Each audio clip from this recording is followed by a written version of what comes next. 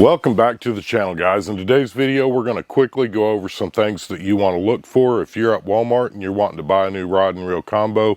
I'll show you some of the things that I noticed while I was there, and then oddly enough, there was a couple of young men standing next to me watching me fiddle around with all the different rods and reel combos they had, and they started asking questions. So I thought, you know what, this might make a nice little video for somebody if you're looking to replace an old rod and reel combo and you're on a budget. I'll show you what we ended up doing.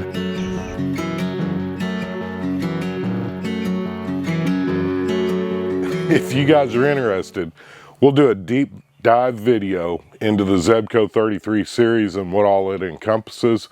But for this video, we're just going to stick to the short basic. This is a rod and reel combo that I picked up yesterday. It's like 25 bucks, maybe $26 at Walmart, and it's got a what it feels like a metal zrbco 33. Number one, when you're looking at the rods, this is a two-piece rod and it says zrbco on it. It says zrbco 33 on the rod, and I'll do some close-ups on this stuff. But number one thing that you want to look at, and don't expect this to feel like a $500 rod, because it ain't. It's only like 25 bucks for the rod and reel. But you want to check and make sure that your eyes are all clean and not bent. One of the eyes on one of the rods that I picked up was already broke off. From what I understand, you could take that to the manager and they'd discount that even more if that's something that you wanted to fool with. I have spoke to a guy at Academy one time, and he said he specifically goes into Walmart looking for the rods that are broken. He said that you'd be surprised. He said a lot of times they'll let you have them for 5 or 10 bucks. And then if you know how to fix it, that'll save you some more money as well. But if you're not planning on fixing it and you're planning on picking this up and taking it to the lake for the holiday weekend or something like that, check your eyes on your rod. This one's actually a two-piece, which I was surprised. I thought that was pretty cool for a two-piece. I'll give you a real quick hint that my grandpa taught me when I was a kid. If you start taking these apart, rub this in the corner of your nose and you'll get them oils off of your face, and it will help you put that back in. And then when you go to seat it, make sure that it's lined up properly, that you're not going to have the dots. A lot of your high-end rods will actually have dots to help you line it up. But you're going to smash that down in there until it's seated good. Next thing that you want to check when you're looking at the rods and reels at Walmart, you want to make sure that this dial right here is working properly. And that's how you're going to set your drag. And oddly enough, half of the rods and reel combos that I picked up, and I'd say there was probably 10 of them, I'd say probably 8 of them, this adjustment was not working properly. And even on all the way max, it was like there was no drag at all. So I understand that's one of the flaws with the zrbco 33s, but if you're picking it up off the shelf, make sure that the drag's working properly. It's got a little symbol on here. You've got a plus or a minus. So that's how you set it to either all the way on or all the way off. And then next up, reel it in and make sure that it's reeling. It should have a little tag on it from the factory. Make sure that's reeling up like it's supposed to. And again, you can set the drag and apply tension to your fingers while you're reeling this in to make sure that your drag and everything's working as correctly as possible from the store. A lot of them weren't, guys, so double check that. You don't want to get out to the lake and your rod and reel combo that you just spent 25 bucks on ain't working properly. Now, when I got home, my original thought was let's replace the string on this, because I want to know what kind of string's on here. These ship from the factory. There's no description that tells you how many pounds of string this is or anything else, but I thought instead of doing that, what we'd do today, I just got done tying up some jigs. If you guys haven't been following along, we do a Tackle Shop Tuesday every Tuesday, and I've tied up some white jigs. So what we're going to do, we're going to grab a couple of them white jigs. We're calling it Tom's Crappie Jig, and we're going to put it on this reel with the line from the store, just like you just picked it up. I'm going to take you down here to the creek. We're going to do some fishing with this jig that I just tied up. Let's see if it catches any fish, and let's make sure this rod and reel is working properly before I take Angie fishing. We're going to go back fishing again probably tomorrow in the boat. I want to make sure this thing's working. So let me get this jig tied on. We're gonna throw this in the Jeep. We're gonna run down the road to the creek where we normally do our 10 cast, and I'll meet you at the creek. How about that?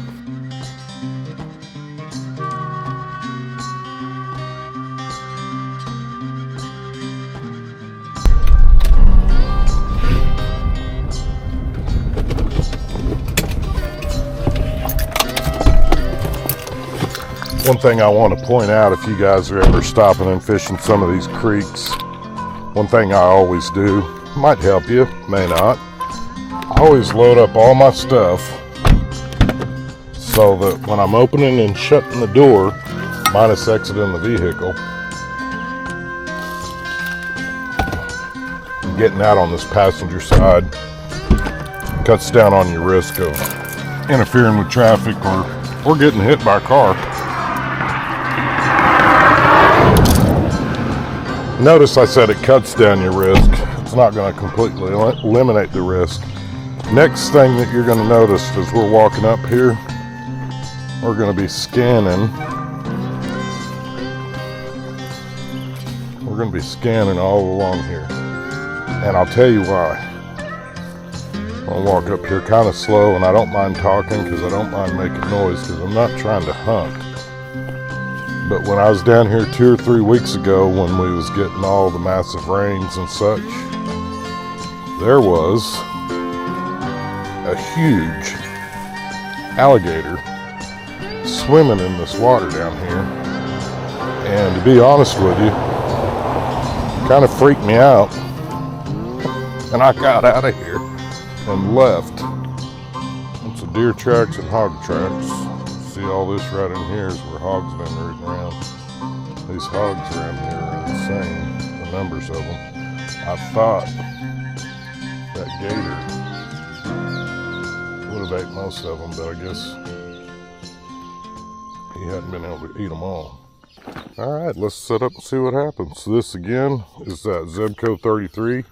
One thing I didn't point out when I was initially making the intro video for this is you want to make sure that this, which is how it's your real seat, but make sure that that ain't broken. There were several of them where that was broken in the store as well.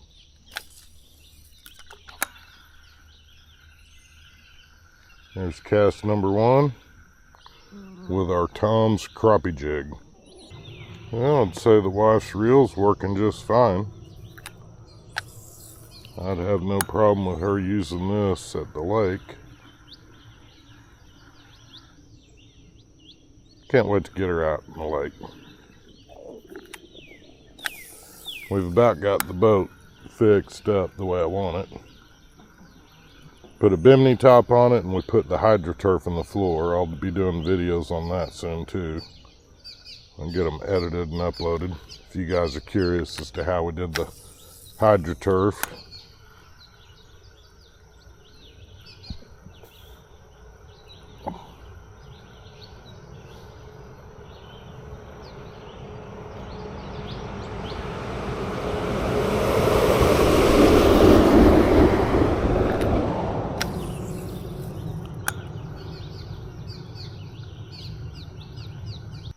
And that's about where I spotted the alligator last time I was here. Well guys, that's going to pretty much wrap this video up. I wished I could have caught you a fish with this white jig. I did bring some other jigs, but I've got to head back, get the boat ready because Angie and I are going to go fishing tomorrow in the boat. But I wanted to point out a few things, and hopefully you guys picked up some tips on if you're trying to purchase a inexpensive rod and reel combo from Walmart. Maybe this video will help you out. So again guys, if you're looking for a cheap rod and reel combo, don't forget that you've got Walmart, you've got Academy, you've got places like that where you can go. Just a real quick recap, you want to check and make sure that the rod, all the eyes are on the rod and they're not bent, they're not broke off. You want to double check on the spool that you can adjust the drag on the rod and reel. more specifically the reel while you're there at the store. Make sure the drag's working properly, make sure that the release button's working properly, and make sure that when you're reeling it up, it's reeling your line in properly. Those are all just quick things to check for. And I noticed that after I got done fiddling with all 8 of these, those 2 young men that were standing there, they were fixing to buy rod and reel, probably taking it out for Memorial Day weekend to go do some fishing. But they were watching me. They didn't ask any questions, but you could tell that they were curious as to what it was I was doing. And then the next thing you knew, they were doing the same thing, trying to make sure that and they ended up swapping out a couple of rods and reels there. So it kind of made me feel good that I was helping these young men out. And I hope that they did a great job. I hope they're out fishing this morning already and catching a bunch of fish with rods and reels that works from Walmart. Again, if you like this video, give us a big thumbs up. We appreciate your likes, comments, and subscribes. And until next week's video comes out, be sure to check out one of our playlists. We've got a whole series of playlists that we've made especially for you, whether it be kayak fishing, fishing out of a John boat. Oh man, we got a little bit of everything. And you know, you don't get this big by skipping meals. We got a bunch of cooking videos, whether it's camp cooking, smoking, or using the PK grill. Again, we appreciate each and every one of you. I hope you all have a blessed week. And let's get outside and make something happen.